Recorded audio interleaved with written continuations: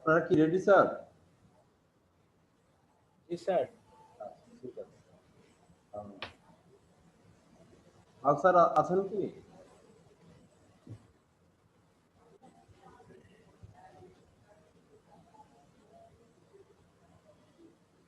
হ্যাঁ, আমি আছি। ওকে স্যার, তাহলে আমরা শুরু করছি। আমরা রিটার্নে চলে যাচ্ছি সরাসরি, রিটার্ন আর অডিট রিপোর্ট। আমাদের মেজর আলোচনা যে বিষয়গুলি ছিল, যে আসলে রিটার্ন ফুলফিলমেন্ট আর খুব বেশি সময় না, আগে হচ্ছে আমাদের অডিট রিপোর্টটা বুঝতে হবে, সেগমেন্টেশনটা বুঝতে হবে, কোথায় কি প্রভাব পড়বে সেগুলো বুঝতে হবে। তারপর হচ্ছে জাস্ট রিটার্নটা হচ্ছে ডাটা ইনপুট দেওয়া, তাই না? আমরা যাই, এটা হচ্ছে রিটার্নটা ধরে তারপরে আমরা অডিট রিপোর্টের সাথে সেটা আমরা মিলিয়ে দেখবো। এটা হচ্ছে একটা কোম্পানির রিটার্ন। হ্যাঁ, তা আমরা শুরুতেই দেখতে পাচ্ছি অ্যাসেসমেন্ট ইয়ার লেখা আছে, রিটার্ন আন্ডার সেকশন, কোন সেকশনের অধীনে আমরা রিটার্ন জমা দিব সেটা লেখা আছে, এসএসসির নাম লেখা আছে, ঠিকানা, ফোন, ইমেল, যার যেটা প্রযোজ্য বা যেটা দিবেন, প্রাইভেট লিমিটেড কোম্পানি। তারপর হচ্ছে tin number, old tin number যদি থাকে সেটা বসাবে, সার্কেল, জুন, ইনকর্পোরেট নাম্বার, হ্যাঁ, ডেট, তারপরে হচ্ছে ইনকাম ইয়ার, সেই বিষয়গুলি দেওয়া, রেসিডেন্ট, নন রেসিডেন্ট, আমরা সেগুলিতে আর যাচ্ছি না। আমাদের মেইন বিজনেস হচ্ছে সফটওয়্যার ডেভেলপমেন্ট অ্যান্ড সফটওয়্যার আর অ্যাপ্লিকেশন কাস্টমাইজেশন। আচ্ছা, আপনারা যে ওই যে অব্যাহতির চ্যাপ্টারটা পড়েছিলেন, খেয়াল আছে? এই ধরনের একটা টাইটেল ছিল অব্যাহতির মধ্যে, আপনাদের খেয়াল আছে কিনা দেখেন, সেম। আচ্ছা, আর বাকিটা হচ্ছে এখানে কোন অডিটর সেটা কাজটা করলো সেই নামটা থাকবে, অডিটর রিপোর্ট ডেট, এগুলো হচ্ছে মেজর বিষয় প্রথম পাতা। তারপরে আমরা চলে যাই আমাদের রিটার্নের যে পার্টিকুলারস অফ টোটাল ইনকাম, যে বিষয়গুলি থাকবে সেগুলি আমরা দেখব। আমাদের এই রিটার্নটা এমন একটা রিটার্ন, এই রিটার্নটার মধ্যে মানে 4 টাইপস অফ ইনকাম এখানে ইনপুট দেওয়া আছে। তার মানে এক একটার এক এক ধারায়, এক একটার এক এক রেট, সব কয়টা বিষয়ের কম্বিনেশন হচ্ছে আমাদের এই রিটার্নটা। দেখতে ছোট মনে হবে কিন্তু সেটার ইফেক্টিভনেসটা অনেক বড়। আমরা একটু দেখি। আচ্ছা, আমাদের মেইন বিজনেস ছিল সফটওয়্যার ডেভেলপমেন্টের যে বিজনেস, সেটা বলা হচ্ছে আন্ডার সেকশন 6 শিডিউলের পার্ট এ প্যারা 33 অনুযায়ী সেটা হচ্ছে করমুক্ত, অব্যাহতিপ্রাপ্ত। সেটা হচ্ছে বিজনেস আমাদের প্রধান। আমরা এটা দেখবো, অ্যানালাইসিস করবো। তারপরে হচ্ছে ক্যাপিটাল গেইন 10%, সেটা আমরা দেখলাম। আমরা হচ্ছে ইনকাম ফ্রম আদার সোর্স কি কি আছে, ট্যাক্স ডিভিডেন্ড আছে, তারপরে আদার সোর্স আছে কি, ব্যাংক ইন্টারেস্ট আছে। আমরা একটু যে পার্টগুলির ইনকামগুলি আসলো, আমি একটু অডিট রিপোর্টে সরাসরি চলে যাই এবং কি একটু দেখি যে বিষয়টা কি কি ছিল। এটা একটা অডিট রিপোর্ট, আপনারা অডিট রিপোর্ট নিয়ে দীর্ঘ আলোচনা শুনেছেন, আমরা আর সেদিকে যাচ্ছি না, আমরা মেজর পার্টগুলিতে যাচ্ছি।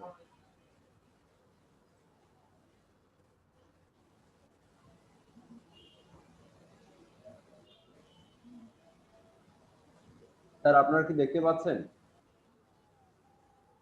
স্যার, আচ্ছা, এখানে দেখেন, এটা জাস্ট যথারীতি হচ্ছে ফাইন্যান্সিয়াল পজিশনের যে বিষয়গুলি আছে সেগুলি আমরা টাইটেল আছে একটু দেখে দেই। আমরা দেখতে পাচ্ছি যে পেইড আপ ক্যাপিটাল কত, 1 কোটি না? 1 কোটি, 1 কোটি, 1 কোটি। হ্যাঁ, তারপর হচ্ছে রিটেন আর্নিংস হচ্ছে, আচ্ছা, এটা হচ্ছে পেইড আপ ক্যাপিটাল 10 লক্ষ টাকা। আচ্ছা, রিটেন আর্নিং দেখা যাচ্ছে হচ্ছে 33,15,315 টাকা।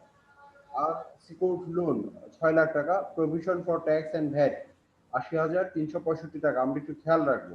তারপরে দেখতে পাচ্ছি কারেন্ট লায়াবিলিটিস 4 লক্ষ ক্যাপিটাল এন্ড লায়াবিলিটিস পার্ট গুলো দেখলাম। তারপরে আমরা প্রপার্টি এন্ড অ্যাসেট, সেটাতে ল্যান্ড দেখতে পাচ্ছি 21,35,840, investment in famous home limited 65,000, fixed asset 1,01,219, unallocated revenue expenditure 56,120। তারপরে দেখতে পাচ্ছি ইনভেস্টমেন্ট আছে 5,50,000, অ্যাডভান্স ইনকাম ট্যাক্স, আপনি একটু খেয়াল করবেন এখানে আছে কিন্তু অ্যাডভান্স ইনকাম ট্যাক্স 15,518। তারপরে দেখতে পাচ্ছি advance rent 1,20,000, investment in share 1,11,972। তারপর আছে ক্যাশ অ্যান্ড ব্যাংক ব্যালেন্স। আচ্ছা, আমরা দেখে নিলাম। আমরা এখন একটু দেখবো হচ্ছে রেভিনিউ, অর্থাৎ প্রফিট এন্ড লস অ্যাকাউন্ট। আচ্ছা, শুরুতেই দেখা যাচ্ছে রেভিনিউ অ্যাকাউন্টে সেলস অফ সফটওয়্যার দেখা যাচ্ছে যে 21,20,918 টাকা। এটা হচ্ছে মেইন সোর্স অফ ইনকাম, তাই না? আপনাদের একটু রেসপন্স চাচ্ছি। জি স্যার। এটা হচ্ছে মেইন সোর্স অফ ইনকাম। আচ্ছা, তারপরে কি আছে? Dividend income. এটা কি মেইন সোর্স অফ ইনকামের মধ্যে পড়ে? না না। আচ্ছা, তারপর হচ্ছে gain on sell of security 12,372 টাকা। এটা হচ্ছে ইনকাম। Bank interest 1,42,533। তার মানে ব্যাংক ইন্টারেস্টটাও অনেক হাই, তাই না? বড় কোম্পানির ব্যাংক ইন্টারেস্ট এমন আসে, তাই না? আচ্ছা, ঠিক আছে। আমরা জাস্ট এখন মিলাচ্ছি। আমরা তারপরে এক্সপেন্ডিচার একটা লিস্ট আছে। তারপর হচ্ছে total expenditure, net profit or loss before tax, provision for tax আমরা যেটা দেখেছিলাম। এখন আমরা একটু দেখি মিলাই। আমরা দেখতে পাচ্ছিলাম সেলস অফ সফটওয়্যার এর থেকে ইনকাম কত আছে? 20,20,000। 918 টাকা, তাই না? থেকে আপনি যদি টোটাল অপারেটিং এক্সপেন্ডিচার বাদ দেন 11,13,458, কত টাকা থাকবে একটু দেখেন তো। 11,67,000। 10,07,460। হ্যাঁ, 10,07,460। তার মানে এই যে টাকাটা দেখেন কি করে আসলো, এটা কিন্তু সরাসরি টাকাটা অডিট রিপোর্টে নাই। আছে কি সরাসরি ফিগারটা কি আছে? তার মানে এটার জন্য আমাদের রিপোর্ট নিয়ে ঘাটাঘাটি করতে হবে, রিপোর্টটা বুঝতে হবে। দেখেন, তার মানে এটা হচ্ছে মেইন বিজনেস। এখান থেকে আমি অপারেটিং ইনকাম বাদ দিলে যেটা থাকছে সেটা হচ্ছে অপারেটিং ইনকাম, তাই তো? এটা হচ্ছে অপারেটিং ইনকাম। আদার্স ব্যাপারগুলি কি? আদার্স ব্যাপারগুলি হচ্ছে ক্যাপিটাল গেইন, আমরা জানি সেটা 10% ট্যাক্স আন্ডার সেকশন 53 ও। তারপরে হচ্ছে ডিভিডেন্ড ইনকামের হচ্ছে 20% ট্যাক্স, আমরা দেখিয়ে দিয়েছি আন্ডার সেকশন কত। তারপরে হচ্ছে আমরা দেখতে পাচ্ছি ইন্টারেস্ট, সেটা হচ্ছে এটা যেহেতু আগের ফাইল 35% হারে ব্যাংক ইন্টারেস্ট ক্যালকুলেশন করা।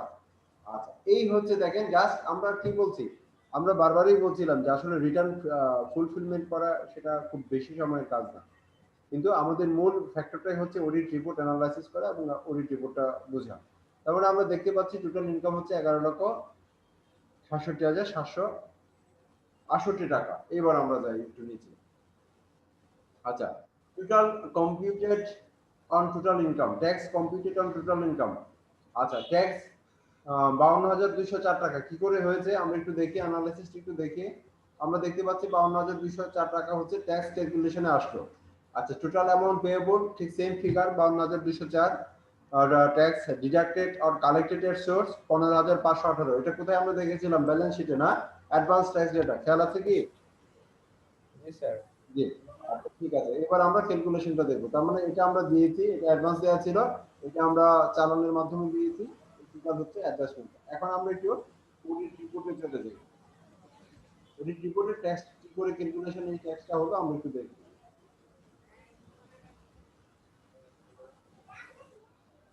আমরা ওইগুলিতে আর যাচ্ছি না, আমরা শুধু ট্যাক্স ক্যালকুলেশনটা দেখব। একটু খেয়াল করেন, provision for tax and VAT payable, interest income 1,42,533। তাহলে ট্যাক্স অন আদার ইনকাম কত আসলো? 49,887। তারপরে আসলো ট্যাক্স অন ডিভিডেন্ড ইনকাম। ডিভিডেন্ডের উপর কত পার্সেন্ট ইনকাম খেয়াল আছে কি? 20%। তারপরে হচ্ছে ট্যাক্স অন গেইন সেল, ওই যে আমরা দেখেছিলাম 5,000 সামথিং, সেটার উপরে হচ্ছে 10%। আর এই টোটাল মিলে হচ্ছে 52,204 টাকা হচ্ছে প্রভিশন ফর টোটাল ট্যাক্স। তারপর হচ্ছে ভ্যাটের টাকাটা আসবে, সেটা হচ্ছে লামসাম ভ্যাট দেওয়া হয়েছে। তারপরে এই যে টোটাল টাকাটা, সেই টাকাটা এখানে বলা হচ্ছে, এটা দেখেন আলাদা কিন্তু ক্যালকুলেশন, সেই টাকাটাই বলা হচ্ছে tax computed on total income. সেটা আপনাকে আলাদা কিন্তু ওয়ার্কিং করে নিতে হবে। এখানে এই অডিট রিপোর্টে ওয়ার্কিংটা দেওয়া আছে, কিন্তু আপনার যদি ওই এইভাবে অডিট রিপোর্টে সাজানো না থাকে তখন কিন্তু আলাদা করে আপনাকে ওয়ার্কিংটা করে নিতে হবে। আমরা শুরুতেই বলেছিলাম যে এই যে আপনি দেখতে পাচ্ছেন এখানে 10,07,460, সেটা কিন্তু আপনি দেখেন অডিট রিপোর্টে আপনি কোথাও পাবেন না। তার মানে কি এটা আপনার কিন্তু পার্সোনাল ওয়ার্কিং, এগুলো কিন্তু আপনার পার্সোনাল ওয়ার্কিং, এই ওয়ার্কিং গুলো কিন্তু আপনাকে জানতে হবে। আচ্ছা, তারপরে আমরা যাই, দেখেন আমাদের মূল কাজ কিন্তু হয়ে গেল। তারপর কি বলা হচ্ছে যে এটা হচ্ছে ট্যাক্স এক্সামটেড ফ্রম ট্যাক্স, সেটা কোন ধারায় সেটা আমরা ঘোষণা দিয়েছি। এই এখন আসে আরো মজার ব্যাপার হচ্ছে। আচ্ছা, এখন কি এই যে income enjoying deducted tax rate, তারপরে আছে হচ্ছে amount of tax benefit enjoyed, তারপরে এগুলির জন্য কি আপনি আলাদা আলাদা করে কলামগুলি ফিল আপ করবেন? তারপরে আছে ইনকাম স্টেটমেন্ট, আপনি অডিট রিপোর্টে ইনকাম স্টেটমেন্ট আছে, আপনি কি আলাদা করে আবার এখানে ইনকাম স্টেটমেন্ট তৈরি করবেন? আপনাদের রেসপন্স চাচ্ছিলাম। দরকার নেই স্যার। দরকার নেই, এখানে দিলে বরং বিপত্তি আছে। কারণ একবার তো আপনার করাই আছে, আপনি অডিট রিপোর্টকে ফলো করবেন, আপনি লিখে দিবেন, দেখেন আপনি লিখে দিবেন অডিটেড অ্যাকাউন্টস অ্যাটাচ, আচ্ছা, এই কথাটা শুধু লিখে দেয়া। দেখেন রিটার্নের কাজ কিন্তু আমরা সেরে ফেলেছি। তার মানে আসলে কর্পোরেট ট্যাক্সের মূল জিনিসটা কোন জায়গায় আছে, মানে মূল বিষয়টা কোন জায়গায় লুকায়িত বলেন তো একটু। অডিট করে। অডিট রিপোর্টে আমরা যে কর্পোরেট, আমি রিটার্ন দেখালাম আপনাকে 10টা রিটার্ন আমি শো করে দিলাম অডিট রিপোর্ট ছাড়া, আপনি কি কিছু ধরতে পারবেন? না স্যার। রিটার্ন দেখে আপনি কিন্তু কিছুই রিয়ালাইজ করতে পারবেন না যতক্ষণ না অডিট রিপোর্টটা আপনি না বুঝবেন। আমাদের এটা হচ্ছে একটা রিটার্ন, তারপর আমরা অ্যাসেসমেন্ট দেখাবো। তারপর আমরা যাই একটু নিচে যাই, দেখেন স্যার এখানে এখানে একটা কোশ্চেন ছিল।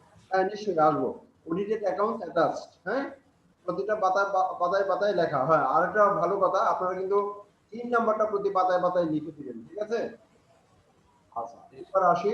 এবার আরো কিছু বিষয় থাকে, আপনি 52 নং চেয়ারে পাবেন যে আপনি কি কি ডকুমেন্ট এর সাথে দিচ্ছেন, সব কয়টা এখানে কিন্তু উল্লেখ করে দিবেন। এটা হচ্ছে একটা বিষয়। তারপরে হচ্ছে সিগনেচার, প্লেস অফ সিগনেচার, এই বিষয়গুলো অফিশিয়ালি থাকবে। তারপরে হচ্ছে এই যে দেখেন, এই যে অ্যাকনলেজমেন্ট রিসিপ্ট যেটা, সেটা কিন্তু আপনাকে লিখে দিতে হবে।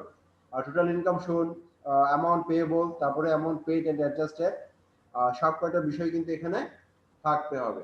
দেখেন একটা রিটার্ন কিন্তু হয়ে গেল। একটা কোম্পানি কতক্ষণ লাগবে এই ধরনের একটা ফর্ম ফিল আপ করতে?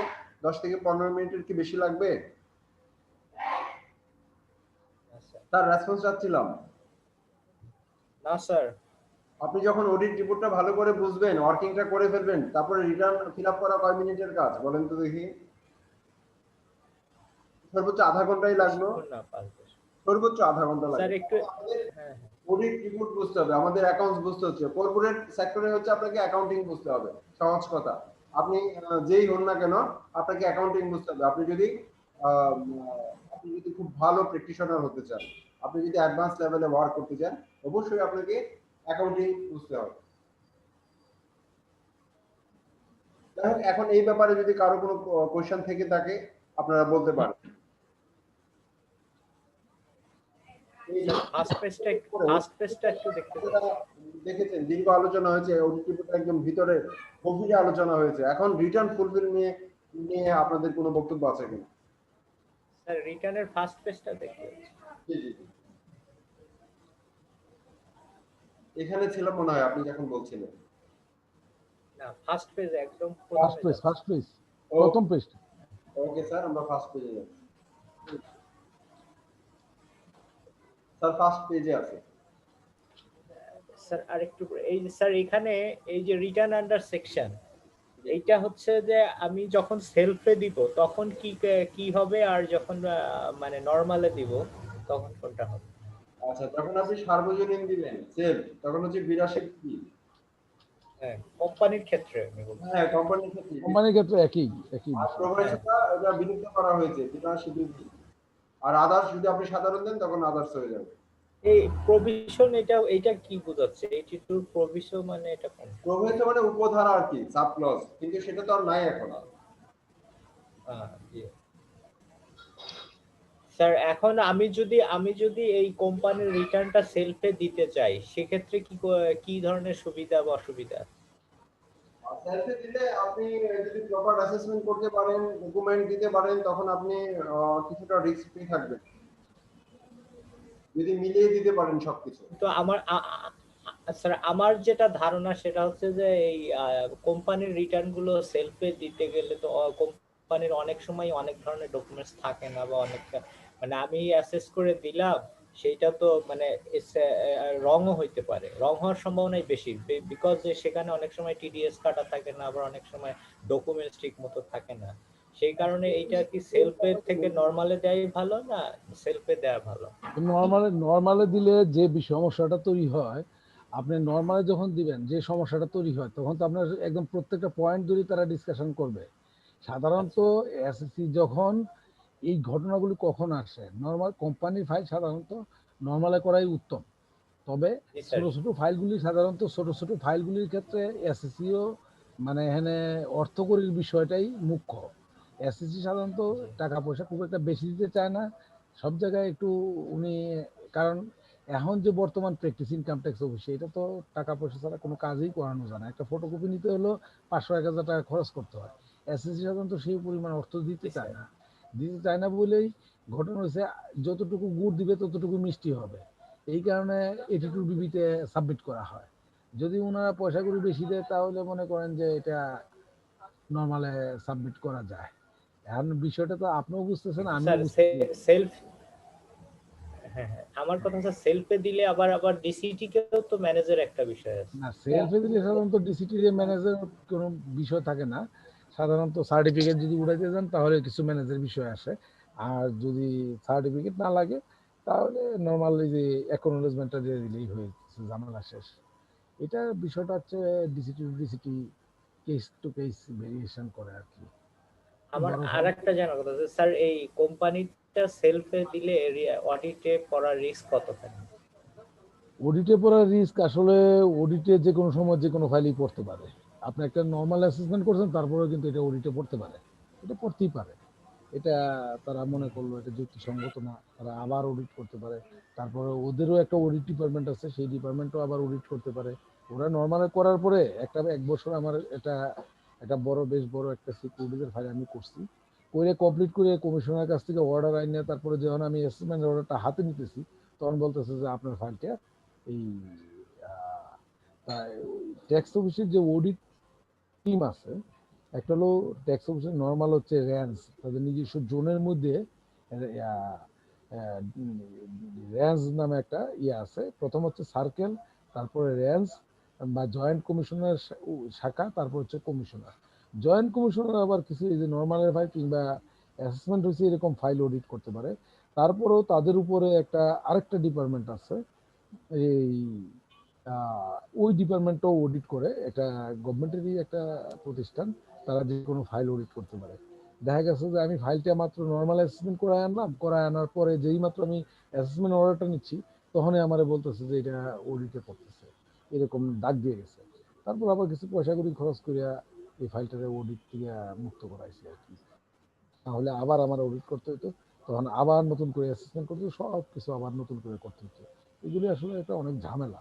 ওরা যদিও ট্যাক্স বলে যে খুব সোজা করবে, আসলে ওরা সোজা করে না। এরা এটা সবসময় একটা বাঁকা আঙ্গুল হাতেই রাখে। কথা বুঝতে পারছেন?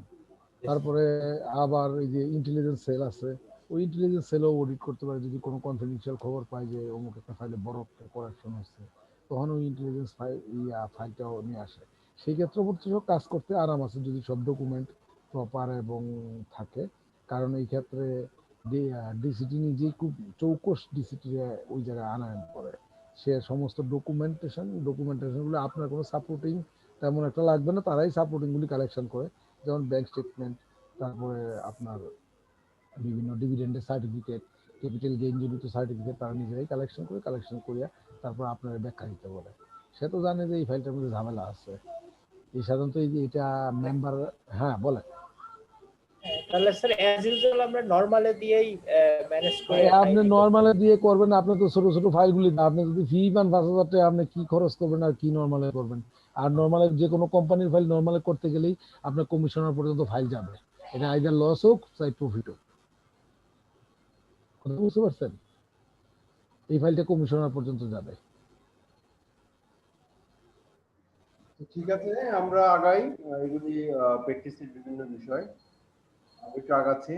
আহ, এটা ছিল, আমরা তাহলে একটু অ্যাসেসমেন্টে চলে যাই, হ্যাঁ? স্যার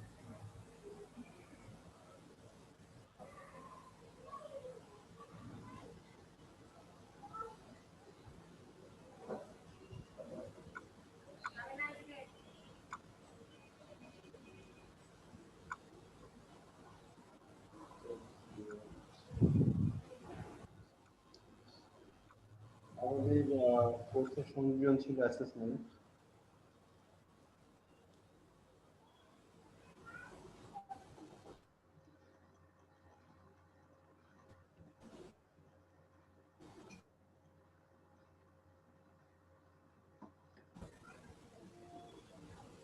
স্যার, আপনারা কি সুযোগ পেয়েছিলেন রিভিউতে যাওয়ার? স্যার আপনাদের কি সুযোগ হয়েছিল স্যার কোনো ফিডব্যাক বা রিকমেন্ডেশন রাখার? ওটা তো রাখেনি স্যার। ওটা কি স্যার ওই ইসে গিয়ে ঢুকতে হবে আপনাদের ওই ওয়েবসাইটে, নাকি এইখান থেকে? পেজে যেতে হবে স্যার, ফেসবুক পেজে স্যার। আচ্ছা, এখানে যে আপনি দিছেন শেয়ার দিছেন, এইখান থেকে সরাসরি যাওয়া যাবে না? ও এই যে আচ্ছা, এখানে, গ্রুপ লিংকে দিয়েছি। জি জি। ও আচ্ছা, গ্রুপ লিংকে হচ্ছে এটা দেয়া, ওই যে আমি আমি লিংকটা দিয়ে দিচ্ছি আপনাদের, রিভিউসের লিংকটা দিয়ে দিচ্ছি।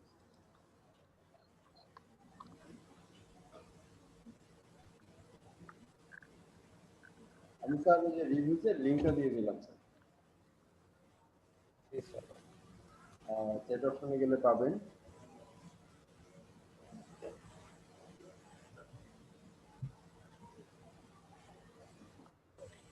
facebook.com ইনকাম ট্যাক্স, এটা স্যার? হ্যাঁ, income tax VAT video online. তাহলে স্যার আপনাকে রিভিউসে নিয়ে যাবে।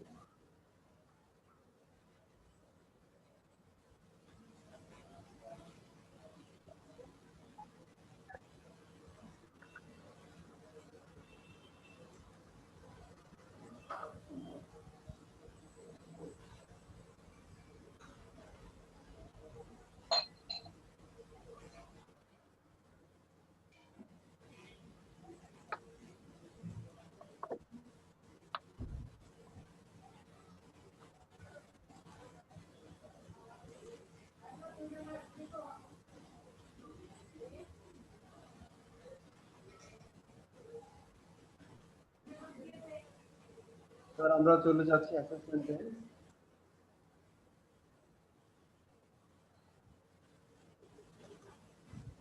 স্যার পাল স্যার, আপনি কি আছেন লাইনে? হ্যাঁ, আমি আছি। আচ্ছা, তাহলে আমরা স্যার অ্যাসেসমেন্টটাই এই অ্যাসেসমেন্টটা ধরেই ডিটেইল আলোচনাটা করে ফেললে মনে হয় স্যার ভালো হয়, তাই না? জি। অ্যাসেসমেন্টটা কেন্দ্রিক আলোচনা হয়ে গেলেই স্যার ভালো হবে। জি স্যার, তাহলে স্যার স্যার এই যে আমি শেয়ার করলাম স্যার। রাজু স্যার, আপনি এটা করেন, আলোচনাটা করেন। জি জি, ওকে। আমি আপনাকে কোঅপারেশন করতেছি। জি জি জি, ওকে স্যার। এটা হচ্ছে লাস্ট একটা অ্যাসেসমেন্টের আমরা কপি দেখতে পাচ্ছি, নোটিশের কপি। সেটা দেখা যাচ্ছে যে 11,48,613 টাকা সেটা কর এসে, এবং সুদ আছে 55,346 টাকা। এটা হচ্ছে নোটিশ। হ্যাঁ, এটা হচ্ছে রুলসের বিভিন্ন বিষয় বলা, আপনারা তো পাবেন। একদম রিয়েল যে ফাইল আছে আমাদের, সেই ফাইল থেকে সেগুলি নিয়ে আমরা জাস্ট নামটা মুছে দিয়েছি। আর সেটা হিসাব রকম ছিল বাণিজ্যিক হিসাব, আমরা একটু ডিটেল পড়ছি। হ্যাঁ, এই স্ক্যানিং করা তো খুব একটা স্পষ্ট না, ছোট ছোট লেখা ছিল। আপনি তো জানেন ট্যাক্স অফিসের লেখাগুলি খুবই ছোট ছোট হয়। আচ্ছা, আমরা দেখতে পাচ্ছি করদাতা কোম্পানি বিবেচ্য করবর্ষের জন্য মোট আয় টাকা 48,20,310 টাকা প্রদর্শন করে আয়কর রিটার্ন দাখিল করে। পরবর্তীতে অধিযাচন পত্র সহ আয়কর অধ্যাদেশ 1984 83 1 ও 79 ধারার নোটিশ জারি করা হয়। উক্ত শুনানিতে করদাতা কোম্পানির ক্ষমতাপ্রাপ্ত প্রতিনিধি জনাব আশিস কুমার পাল, প্রধান হিসাব রক্ষক, হাজির হইয়া দাখিলকৃত রিটার্নের ব্যাখ্যা প্রদান করেন। প্রতিনিধি জানান যে করদাতা কোম্পানি ঢাকা স্টক এক্সচেঞ্জে এর অধীনে শেয়ার ক্রয় বিক্রয়ের ব্যবসা বিপরীতে কমিশন প্রাপ্ত হয়ে থাকে, এবং নিজস্ব পোর্টফোলিওতে ডিলার অ্যাকাউন্টে, যে আপনারা যেটা দেখেছেন, শেয়ার ক্রয় বিক্রয় হইতে মূলধনী মুনাফা আয় প্রাপ্ত হয়। প্রতিনিধি দাখিলকৃত নিরীক্ষা হিসাব বিবরণীতে প্রদর্শিত আয়ের বিপরীতে স্টক এক্সচেঞ্জ কর্তৃক বিক্রয় ও উৎস কর কর্তনের প্রত্যয়নপত্র, বাড়ি ভাড়ার বিপরীতে উৎস কর, ভ্যাট কর্তনের চালানের কপি, অডিট ফি এর বিপরীতে উৎস কর কর্তনের চালানের কপি, ব্যাংক বিবরণী, ব্যাংক সুদ প্রাপ্তির বিবরণী, বিও ওপেনিং ফি প্রাপ্তির বিবরণী, সিডিএস বিলের বিবরণী দাখিল করেন। প্রতিনিধির বিস্তারিত শুনানি গ্রহণ করত দাখিলকৃত উপস্থাপিত কাগজপত্র পর্যালোচনা করে নিম্নরূপে বিবেচ্য করবর্ষের আয়কর মামলা নিষ্পত্তি করা হইল। তার মানে কি কি আপনারা দেখতে পাচ্ছেন টোটাল যে ব্যাখ্যাটা, তাই না? প্রত্যেকটা বিষয় কিন্তু ফোকাস করা। হ্যাঁ, তারপর আয়ের ক্ষেত্রগুলো আমরা দেখতে পাচ্ছি। এখানে প্রায় 8টা আয়ের ক্ষেত্র আছে। ঢাকা স্টক এক্সচেঞ্জের সদস্য হিসেবে শেয়ার ক্রয় বিক্রয়ের বিপরীতে কমিশন প্রাপ্তি আয়, সার্ভিস চার্জ প্রাপ্তি আয়, বিও ওপেনিং ফি, ডিভিডেন্ড আয়, সিডিবিএল চার্জ, গৃহ রক্ষণাবেক্ষণ ফি, ব্যাংক সুদায় ও শেয়ার ক্রয় বিক্রয় বাবদ মূলধনী মুনাফা। এগুলো হচ্ছে আয়ের খাতগুলি। আমরা একটু দেখবো এক্সপ্লেনগুলি কিভাবে আসে।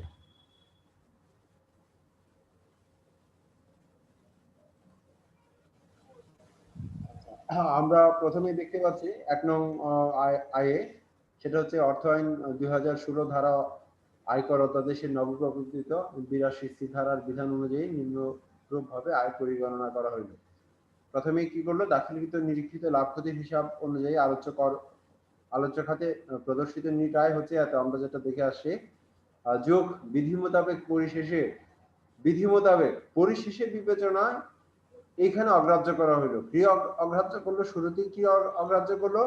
দাবিকৃত আপ্যায়ন খরচ, দাবিকৃত অপচয়, দুইটা বিষয় কি করলো? ডিপ্রিসিয়েশন এবং এন্টারটেইনমেন্ট এক্সপেন্স, দুটো বিষয় শুরুতেই অগ্রাহ্য করে তারা মোট আয়কে কি করলো? বাড়িয়ে দিল। আচ্ছা, তারপর আমরা যাই 30 ধারায় বিবেচনাযোগ্য খরচ সমূহ। 30 ধারা আমরা পড়েছিলাম, খেয়াল আছে কি? স্যার কি চাচ্ছিলাম? Inadmissible expense. এখানে দেখা যাচ্ছে, আমি আর ডিটেল বলছি না, এখানে মূল ফ্যাক্টরগুলো আমরা আলোচনা করছি। বেতন ও ভাতা খাতে খরচ দাবি করা হয়েছিল ৭১,৮৪,৬৫৪, কিন্তু সেই উক্ত খরচ দাবির বিপরীতে বেতন ভাতা হইতে বিধিমূলক উচ্চকর কাটা হয়েছে। তাই কি করলো? এই ধারায় কোনো কার্যক্রম তারা গ্রহণ করলো না। একদম চালান টালান সহ ব্যাখ্যা দেওয়া আছে। অর্থাৎ আপনি যদি টিডিএস কেটে ঠিকমতো চালান জমা দেন, টাকা জমা দেন, তখন এটা নিয়ে কিছু তারা প্রশ্ন রাখবে না। আমি ডিটেল বলে যাচ্ছি, আর ভিতরে গেলাম না। হ্যাঁ, আচ্ছা, ভাড়া বাবদ খরচের কি হচ্ছে? দাবিকৃত খরচ 20,40,356, প্রকৃত অফিস ভাড়া এত টাকা, এত টাকার মধ্যে ভ্যাট এত টাকা ব্যতীত প্রকৃত অফিস ভাড়া হচ্ছে এত টাকা।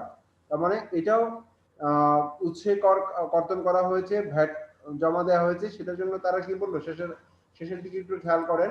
এমত অবস্থায় এই ক্ষেত্রে আয়কর অধ্যাদেশের 30 এ ধারায় কোনো কার্যক্রম নাই। অর্থাৎ তারা এখানে কোনো কিছু অগ্রাহ্য করতে পারলো না। কেন পারলো না? যেহেতু প্রপারলি টিডিএস ভিডিএস কাটা হয়েছে।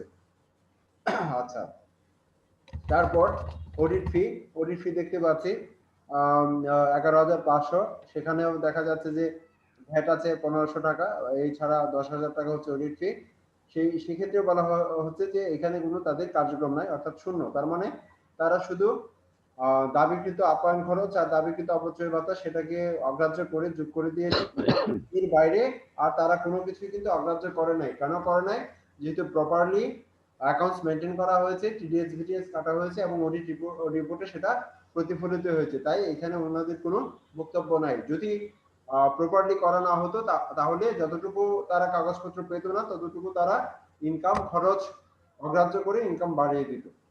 আচ্ছা, তারপরে আমরা যাই প্রাপ্তি হিসাব পর্যালোচনা। প্রদর্শিত প্রাপ্তি আছে 1,98,69,443, প্রদর্শিত ইনকাম একটা আমরা দেখতে পাচ্ছি। তারপরে প্রদর্শিত প্রাপ্তির বিপরীতে উৎসকর কর্তন।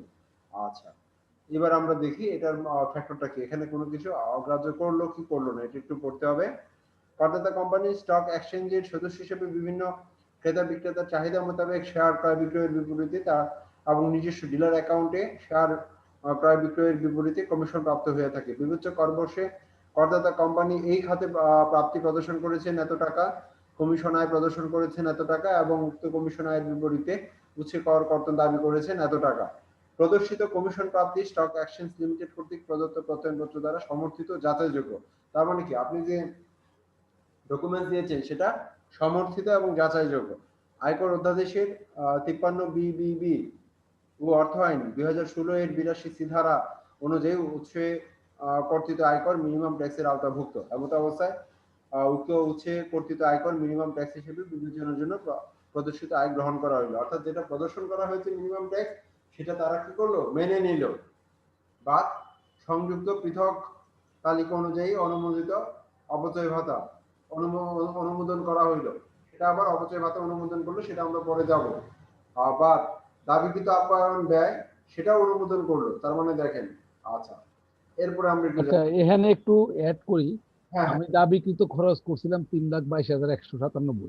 ওরা কিন্তু হিসাবটা করছে ওই টাকাটায় যে 10 লাখ টাকা পর্যন্ত হচ্ছে 4% এবং অবশিষ্টের উপরে হচ্ছে 2%। এইভাবে যোগ করে ওরা 67,182 টাকা ক্যালকুলেশন করে যে 50,87,744 টাকার উপরে 4%, প্রথম 10 লাখ টাকা পর্যন্ত 4%, বাকি 40,87,000 টাকার উপরে 2% করিয়া যে 40,000 আর 27,182 টাকা, এই টাকাটা ওরা আমার ছাড় দিচ্ছে। তাহলে দেখেন আমার এখানে 3,22,000 থেকে 67,000 টাকা বাদ দিলে যে টাকাটা আসে, সেই টাকাটাই হচ্ছে আমার এডিশনাল ইনকাম যোগ করে কিছু বাড়তি ট্যাক্স আমার উপর ইম্পোজ করছে। কথাটা বুঝতে পারছেন আপনারা? জি স্যার, জি স্যার। এই যে আপনার এই যে বিধি ডিসকাশন করা হয়েছিল, এই বিধিগুলি কিন্তু এখানে পর্যায়ক্রমে আসছে। তারপরে দেন করদাপি নিরূপণ, নিরূপিত আয়ের বিপরীতে বিধি মোতাবেক 35% হারে কর হলো 8,02,184। ফি ধারা মোতাবেক ন্যূনতম কর হচ্ছে 21,52,000। তাহলে উপরে দুইটার মধ্যে কোনটা বেশি হবে? 21,52,000। ওনারা এই যে টার্ন ওভার ট্যাক্স হিসাব করছে, টার্ন ওভার ট্যাক্স হিসাব করিয়া 8,02,000 আর 82 21,52,000। তো এখন আমার এখানে আছে 21,52,000, সুতরাং 21,52,000ই গৃহীত হবে। তারপর সার্ভিস চার্জে আরো আদার্স কিছু ইনকাম আছে যেগুলি আদার 82C বাইরে সার্ভিস। যেহেতু প্রপারলি করা হয়েছে। 44,74 বিও ওপেনিং ফি 2,74,200। এই যে 2,74,000 এটার ডিটেইলস এক্সপ্লেনেশন দিতে হয়েছে, এই কারণে ওরা এটা মানছে। তারপরে যান রাজন স্যার একটু নিচে যান। হ্যাঁ স্যার। ডিভিডেন্ড আয় একটু বড় করে দেন স্ক্রিনটা। ডিভিডেন্ড আয়, হ্যাঁ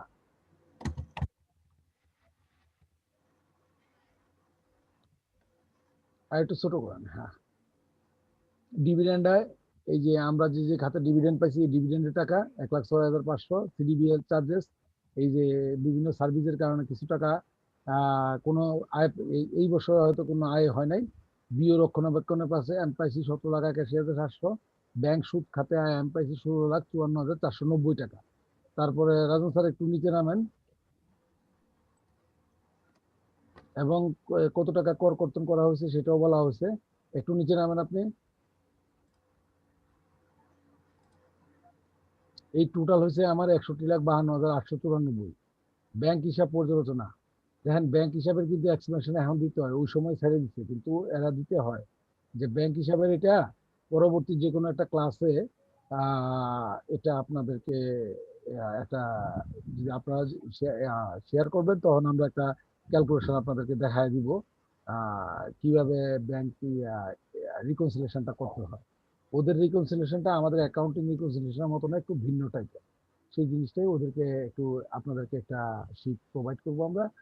তো এটা দেখবেন, দেখলেই আপনি জিনিসটা বুঝবেন। আসলে কিছুই না, বিষয়টা বিষয়টা হচ্ছে আপনার টোটাল ব্যাংকে সারা বছরে কত টাকা ক্রেডিট হলো, মানে যোগ হলো, আর কত টাকা আমার ব্যয়ের অংশটুকু কনসিডার করে না, তারা করে কত টাকা আমার ব্যাংক অ্যাকাউন্টে ক্রেডিট হয়েছে। এই সমস্ত ক্রেডিটের এক্সপ্লেনেশন দিতে হয়, সেটা কাস্টমারের কাছ থেকে কত পাইছি, বিক্রয় বাবদ কত পাইছি, তারপরে আমরা বিভিন্ন ডিভিডেন্ড পাতে কত পাইছি, ব্যাংক ইন্টারেস্ট কত, সবগুলি যোগফল, টোটাল যোগফলে। আরেকটা জিনিস হয় ইন্টার ব্যাংক ট্রান্সফার, মানে এক অ্যাকাউন্ট থেকে আরেক অ্যাকাউন্টে ফান্ড ট্রান্সফার। এই টাকাটা প্রথমেই বাদ দিয়ে দিতে হয়, বাদ দিয়ে বাকি টাকার ব্যাখ্যা দিতে হয়। এই মূলত বিষয় হচ্ছে এটাই। ব্যাংক পর্যালোচনা এটা একটা ক্যালকুলেশন শীট দেখা দিলে আপনার জিনিসটা ভেরি সিম্পলি বুঝাতে পারবেন, বুঝতে পারবেন। এটা তেমন জটিল কিছু না, কিন্তু এই প্রসিডিউরটা আপনাদের জানা দরকার আছে, যখন নর্মাল অ্যাসেসমেন্ট করতে যাবেন তখন এই ব্যাখ্যাগুলো দিতে হবে। আর একটা শীট অ্যাটাচমেন্ট করে আমাদের ইমেইলে দিলে আজকের ইসের সাথে আমরা এটা দিয়ে দিব, আপনাকে এটা দিয়ে দিব আমরা।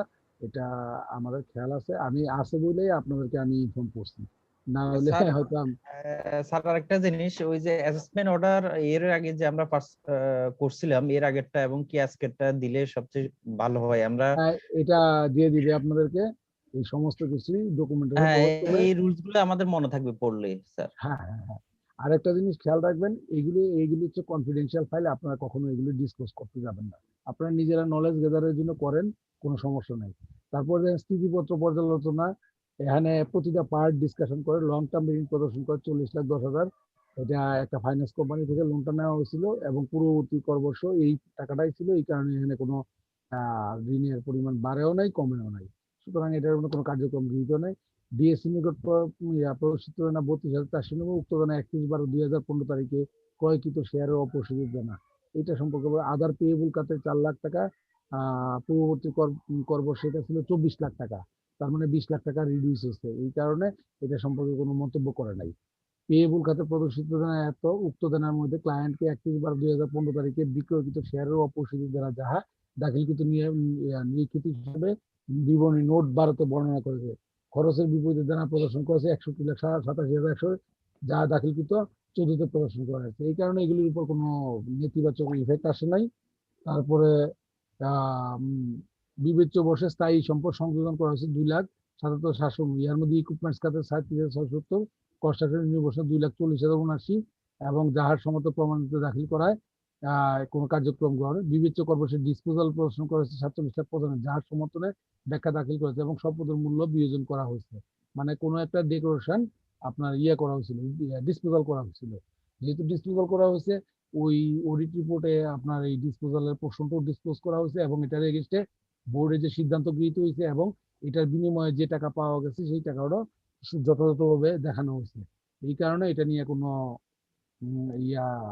এটার উপর কোনো করে নাই, বিরূপ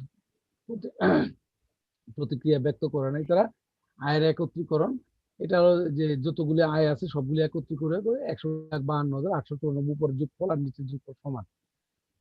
এখন ট্যাক্স ক্যালকুলেশন করদায়টা তো ভেরি স্বাভাবিক। রাজু স্যার পরের পৃষ্ঠে একটু টানেন, নিচে টান, বেশি তুলে গেছেন, একটু উপরে যান।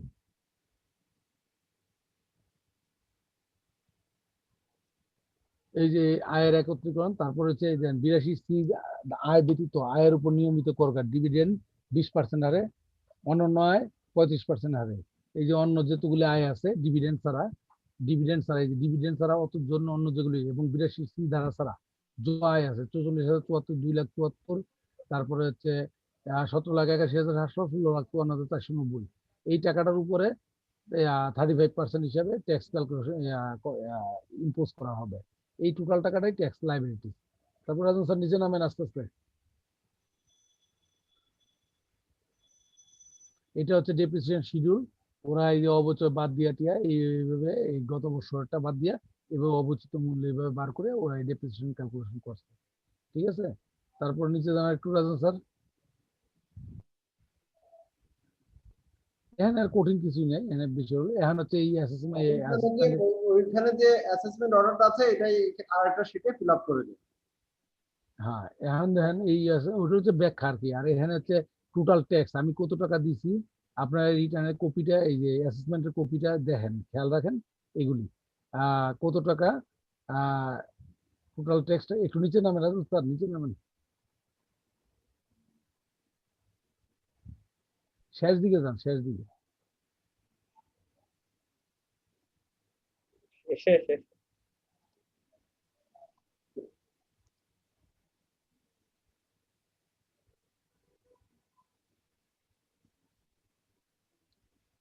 হ্যাঁ, এই জায়গায় এই তো এখানে ব্যবসা বা পেশাগত 82 দ্বারা 22,91,000, সার্ভিস চার্জ প্রাপ্তি এত, আয়গুলি সম্পর্কে বলা হচ্ছে। তারপরে লভ্যাংশ ডিভিডেন্ড আয় এত, অন্যান্য এত, এই সুদ বা ব্যাংক সুদ এত, এই টোটাল হচ্ছে আমার আয়। তারপরের পৃষ্ঠায় রাখুন স্যার, এই যে আয়গুলি এখানে ডিসক্রিপশন দিচ্ছে, উপরের ওই কথাগুলি এই জায়গায় আছে। তারপরে দেখেন আমার ট্যাক্স, আমি সোর্সে কত ট্যাক্স আছে কিংবা ট্যাক্স ক্যালকুলেশন।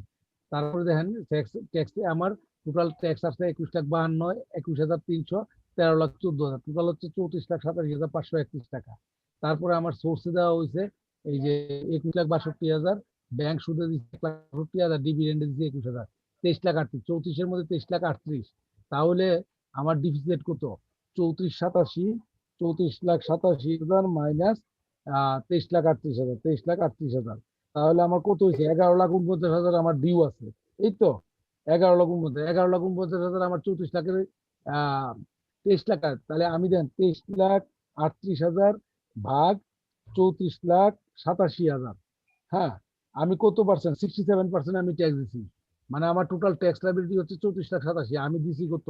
একটু নিচে নামেন রাজন স্যার, একটু নিচে নামেন, অল্প একটু নিচে নামেন। হ্যাঁ, ঠিক আছে, ঠিক আছে, বেশি চলে গেছেন, আর একটু উপরে উঠুন। হ্যাঁ, আচ্ছা আচ্ছা, ঠিক আছে।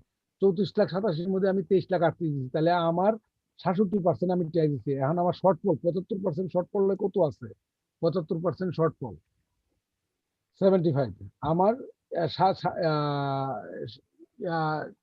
তাহলে আমার শর্টফল আছে 2338 ভাগ 3487। আমার 67%, আমার 8% ট্যাক্স শর্টফল আছে। এখন আমার এই 8%, যেহেতু আমি 75% পর্যন্ত জমা দেওয়ার কথা ছিল, যেহেতু আমি 8% কম দিছি, এই 8%-এর উপরে আমার 10% হিসেবে ইন্টারেস্ট আসবে। তাহলে 34, সিম্পল ইন্টারেস্ট। হ্যাঁ 10% সিম্পল 2 বছর সর্বোচ্চ, ইন্টু 75%। দেখেন আপনার কত আছে, 26,15,000। আমি দিছি কত, 23,38,000, 23,38,000 118 এরকম একটা ফিগার। তো এখন হচ্ছে 2,77,000 আমি কম দিছি, তাহলে 10% কত হইতেছে, 10% হলো 27,753। সর্বোচ্চ 2 বছর, যেহেতু 2 বছর পরে অ্যাসেসমেন্ট হচ্ছে, তো 54,000 সামথিং হয়েছে আর কি, যে সময় হয়েছে এটাকে 54,000 সামথিং, যেটা আপনারা ওই যে সরল সুদ নামে একটা ফিগার দেখছিলেন, খেয়াল আছে? জি স্যার, অ্যাডভান্স ট্যাক্স। হ্যাঁ, না না অ্যাডভান্স না, প্রথমেই বলা আছে যে এই ট্যাক্সের এই অর্ডার শিটটার মধ্যে প্রথমেই বলা আছে যে আমার ট্যাক্স হচ্ছে এত, 11 লাখ সামথিং, আর 54,000 সামথিং হচ্ছে আমার সরল সুদ। খেয়াল ও আছে হ্যাঁ, আপনাদের? এখানে দেখান। হ্যাঁ হ্যাঁ, প্রথমেই এই সরল সুদের এই বিষয়টাই হচ্ছে এইভাবে ক্যালকুলেশন করে। মানে 34,87,000 টাকার 75% কত, আর 23 লাখ আমি পেমেন্ট করছি কত, 23,38,000 সোর্সে, তাহলে আমার শর্টফল কত, 2,55,000, 2,65,000 কিংবা এরকম। তার 10% হয় এটা, তার 2 বছর কিংবা যতদিন পরে করেন তার থেকে ততদিনে এত পার্সেন্ট ইন্টারেস্ট যোগ হবে। এই হচ্ছে হিসাব, আর কিছু না, ভেরি সিম্পল একটা বিষয়। এই তারপরে যান, এই প্রশ্নগুলি করায় আনতেই আমাদের বেশ কিছু পরিমাণ অর্থ খরচ হয়। এই যে 55,346 টাকা খরচ হচ্ছে, ঠিক আছে, সুদ। এই সুদের টাকা টোটাল যায় 12,03,159 টাকা। এটাই কাজ শেষ, এই পর্যন্ত আর কিছু না। 11,48,000 আমার ট্যাক্স দাবি। এই যে 2,76,000 আমি কতটুকু টাকা দিচ্ছি, 2,76,000 2 বছরে 10% হিসেবে 2 বছরের ইন্টারেস্ট। এই 2,76,730 ইন্টু 10% ইন্টু 2 বছর, 55,000, এই 2 বছরে একটু 55,346, ঠিক আছে, 2 বছরই ধরছে, রাউন্ড 2 বছর, 55,346, যতদিন হয় ততদিনের ইন্টারেস্টটা ধরে। এই 12,03,159 টাকা এই দাবিনামা আমাদের কাছে পাঠায় দিচ্ছে, ঠিক আছে। প্রপারলি যদি আপনি মেনটেন করতে পারেন, আপনাকে সাধারণত এই অ্যাসেসমেন্ট অর্ডারে ডিজেল আউটটা হয় না। চেষ্টা করবেন ডিজেল আউটটা না করানোর জন্য। ডিজেল আউট যত বেশি হবে তত বেশি আপনি ট্যাক্স বাড়বে, এবং এটা অন্যান্য খাতের আয় হিসাবে ধরা হয় ডিজেল আউটের প্রশ্নগুলি। এখানে কোনো মাপ নেই, ঠিক আছে। স্যার আপনাদের জন্য আমাদের এই আয়োজন ছিল, চেষ্টা করেছি স্যার আপনাদের নিকট উপস্থাপন করতে আমাদের যতটুকু সাধ্য ছিল স্যার। আমরা সামনে স্যার আরো বিভিন্ন বিষয় সংযোজন সংকলন করবো আশা রাখছি। স্যার বললেন আমরা কাজ করছি আরো। তা স্যার আপনাদের কাছ থেকে স্যার একটু ফিডব্যাক জানতে চাচ্ছিলাম স্যার, যদি একটু বলতেন আপনাদের স্বতঃস্ফূর্ত কথা। স্যার আমাদের এই ক্লাসটা কেমন লাগলো স্যার? স্যার ফিডব্যাক বলতে এটা খুবই স্যার মানে কার্যকর একটা ক্লাস, যেটা আমরা স্যার অনেক জিনিস ভিতরের অনেক গোপন কথা যেগুলো আগে জানতে পারি নাই, এখানে এই কোর্সের মাধ্যমে জানতে পারছি। বিশেষ করে আমি মানে স্পেশালি বলবো যে আমার ডেপ্রিসিয়েশনের এগুলো, তারপরে কিভাবে সাবমিট করতে হয়, ট্যাক্সের ক্যালকুলেশন গুলো কিভাবে হবে, যে অ্যাসেসমেন্টের আগেই যে একটা মানে পুরা ট্যাক্স সম্পর্কে যে একটা ধারণা নেওয়া, এই তথ্যগুলো স্যার এই কোর্সের মাধ্যমে আসলে ক্লিয়ার হয়েছে। তো এটা আমি বলবো যে এটা খুবই কার্যকর একটা কোর্স করানো হলো, এবং এর মাধ্যমে আমরা খুবই উপকৃত হলাম। জি জি, জাকির সাহেবের সাথে আমিও একমত। আসলে অনেক কিছু প্র্যাকটিক্যাল ছিল। স্যার আমি আরেকটু অ্যাড করি, বিলাল ভাই, আমি আরেকটু অ্যাড করতে চাই, সেটা হচ্ছে যে ওই যে আপনারা যে আগামীতে যে কোর্স গুলো, যে অ্যাকাউন্টিং এর যে কোর্স গুলো মানে করাতে চাচ্ছেন, ওখানে যদি আপনারা বিভিন্ন, যেমন এখানে তো অনেক ব্যাকগ্রাউন্ডেরই আছে, তো সেক্ষেত্রে ধরেন যে একটা মানে অ্যাকাউন্ট গুলো যদি এইভাবে আপনারা সাজাতে পারেন, তাহলে মনে হয় মানে পার্টিসিপেন্টরা বেশি উপকৃত হবে। যেমন একটা ট্রেডিং কোম্পানির একটা অ্যাকাউন্ট, একটা ম্যানুফ্যাকচারিং এর একটা অ্যাকাউন্ট, আবার একটা নন ফাইন্যান্সিয়াল বা ব্যাংকিং বা লিজিং কোম্পানির একটা অ্যাকাউন্ট, একটা এনজিওর অ্যাকাউন্ট। এইভাবে যদি স্যার সেক্টর ওয়াইজ কিছু অ্যাকাউন্টস আপনারা যদি দেখাতে পারেন, তাহলে মনে হয় যে পার্টিসিপেন্ট আরো বেশি উপকৃত। Thank you. Thank you sir, আপনার খুবই চমৎকার একটা পরামর্শ স্যার, আমরা দুজনেই শুনলাম। আর স্যার আবার একটু স্যার বিনীত অনুরোধ রাখছি, আপনাদের যদি একটু সুযোগ হয় স্যার, রিভিউতে যদি স্যার একটু লিখে আমাদের একটু রাখেন, তখন হয়তো আমরা সেগুলো নিয়ে আবার পর্যালোচনা করতে পারবো স্যার, আমাদের জন্য আরো সহজ হয়ে যাবে। যাই হোক, আমরা